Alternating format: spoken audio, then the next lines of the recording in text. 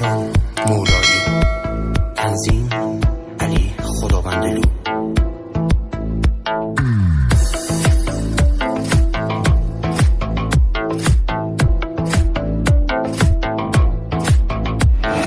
دمدمای صبح شده و از سر شب بف شده، چشام رو عکسات تو گوشی.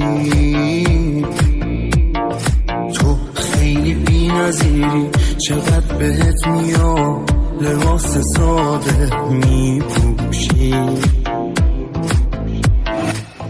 چه حس نابیه اون عکسایی که توش ادای جفتمون با خنده است.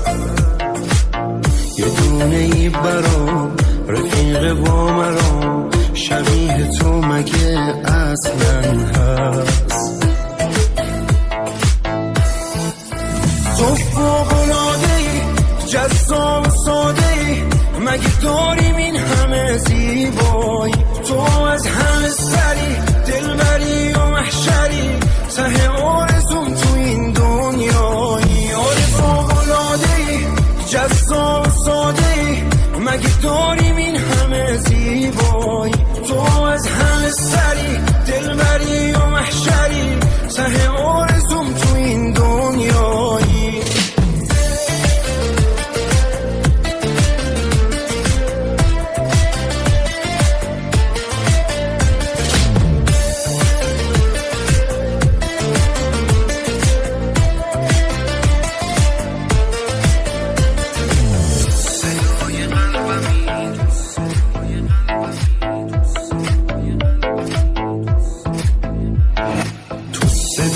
قلبمی تنها نقطه ضعفمی، همه دیگه اینو میدونن.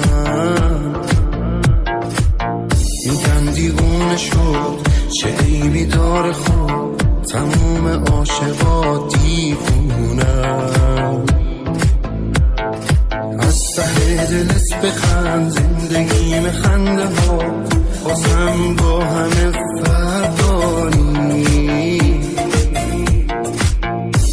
هرچی بگم میره از دست دلم، کافیه چشم ازم برداری.